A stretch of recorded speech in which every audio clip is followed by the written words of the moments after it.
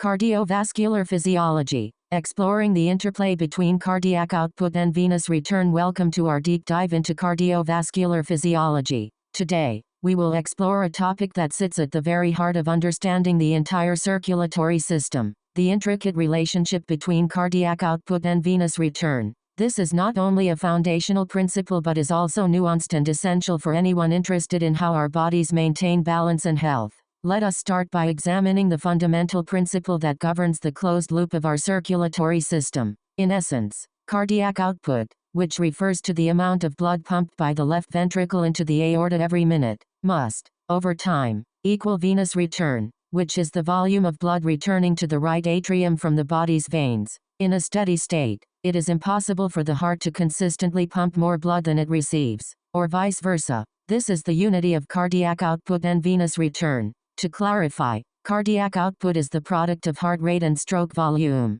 the quantity of blood pushed out with every heartbeat. Venous return, on the other hand, is measured as the blood delivered back to the right atrium each minute. In equilibrium, the left ventricle's output, the flow through the aorta, the blood returning via the vena cava, the right ventricle's output, and the blood entering the left atrium from the lungs are all equal. Cardiac output and venous return mirror one another. They are two reflections of the same process. Now, you might ask, what determines the precise value at which this equilibrium occurs? This is where Arthur Guyton's influential model of circulatory regulation comes into focus. Guyton's framework emphasizes the central role of venous return and introduces the concept of mean systemic filling pressure. Mean systemic filling pressure is defined as the average pressure throughout the entire vascular system when the heart is momentarily stopped, causing the blood to redistribute evenly. This pressure serves as the main force driving blood back to the heart. Two primary factors shape this pressure: the total volume of blood in the system and the tone, or compliance,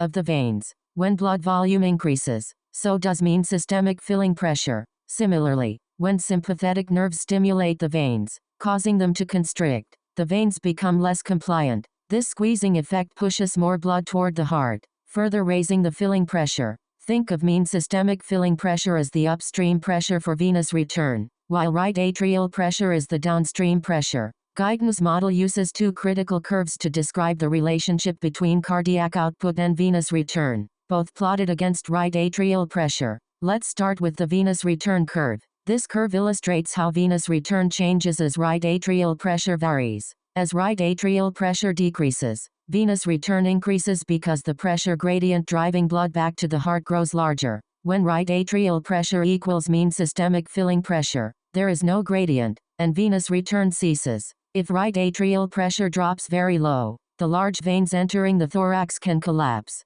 capping any further rise in venous return, a phenomenon sometimes described as the vascular waterfall or flow limitation. This venous return curve shifts up and right when mean systemic filling pressure increases, such as with greater blood volume, venoconstriction through sympathetic stimulation, or increased activity of the skeletal muscle and respiratory pumps. Conversely, the curve shifts down and left with blood loss, dehydration, or conditions that cause the veins to dilate, like anaphylactic shock. The second curve is the cardiac output curve, sometimes called the cardiac function curve. It shows the heart's pumping ability as right atrial pressure changes, which effectively alters preload due to the Frank-Starling mechanism. When right atrial pressure increases, the heart fills more during diastole, stretches its muscle fibers further, and contracts with greater force, leading to an increase in stroke volume and thus cardiac output. However, there is an upper limit. At very high right atrial pressures, the heart reaches its maximum pumping capacity, and the curve flattens.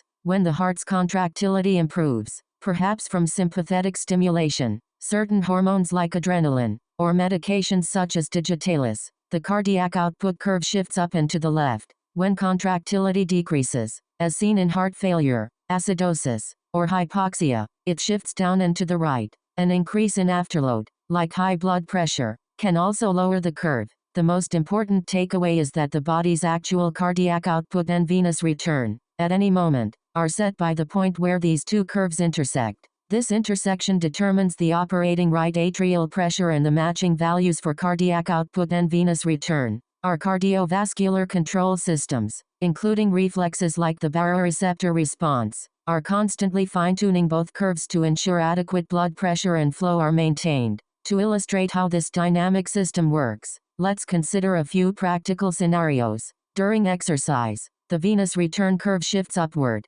driven by sympathetic-mediated venoconstriction and the enhanced activity of muscle and respiratory pumps. The cardiac output curve also moves upward, thanks to increased contractility and heart rate, and a relative reduction in afterload in working muscles. The result is a new equilibrium with higher cardiac output and venous return, and a slightly lower right atrial pressure, allowing the system to operate more efficiently. In contrast, during blood loss, the venous return curve shifts downward due to decreased blood volume. The cardiac output curve may also drop if the heart becomes weakened from reduced coronary blood flow. The equilibrium point shifts to lower cardiac output and venous return, and right atrial pressure falls. Heart failure provides another example. Here, the cardiac output curve shifts downward because the heart cannot contract effectively. Initially, the venous return curve remains unchanged. The intersection point now reflects lower cardiac output and higher right atrial pressure. Blood backs up in the veins because the heart cannot keep pace.